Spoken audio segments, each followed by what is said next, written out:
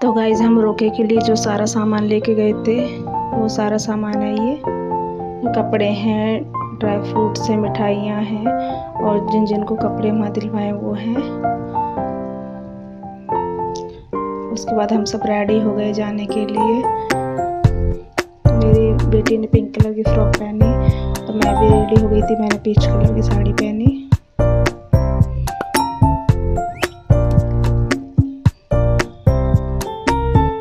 चाची भी रेडी हो गई थी दोनों।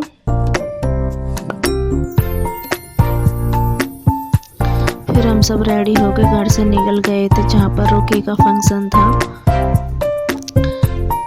फिर हम सब एक दूसरे से मिले और सबने एक दूसरे से बातें की। फिर उसके बाद हमने नाश्ता वगैरह किया।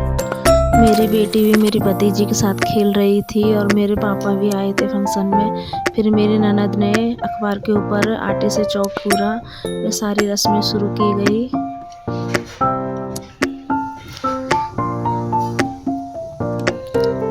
सबसे पहले मेरे हस्बैंड जी ने उनको कपड़े पहनाए।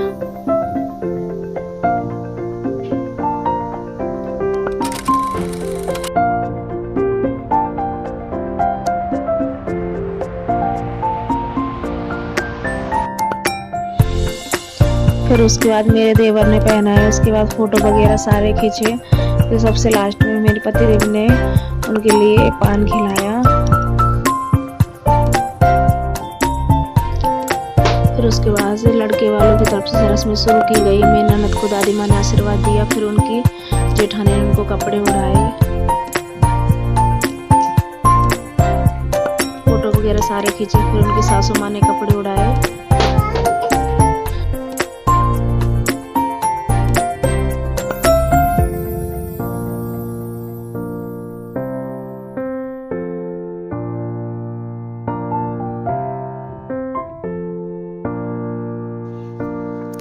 फिर मेरी ननद को उनकी ननद ने पायल पहनाई।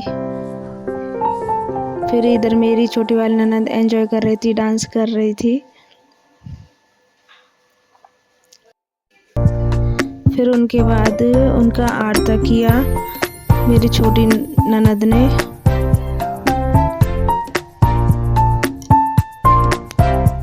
फिर सब फोटो खिंचा रहे थे और सब आशीर्वाद दे रहे थे।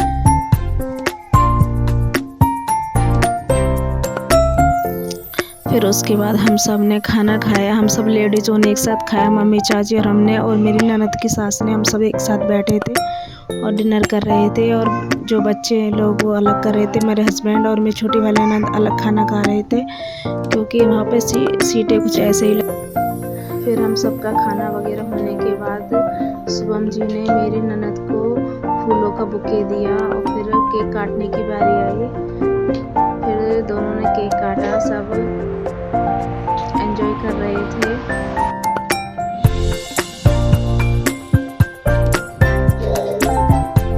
फिर केक काटने के बाद उन्होंने एक दूसरे को खिलाया।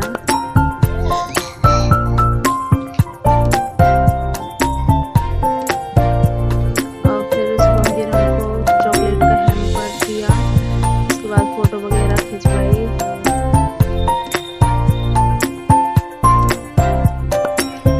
उसके बाद हम घर के लिए रवाना हो गए थे। मेरी बेटी मेरे साथ थी, मैं चाची भी मेरे साथ थी। हम 5-6 लोग एक गाड़ी में थे।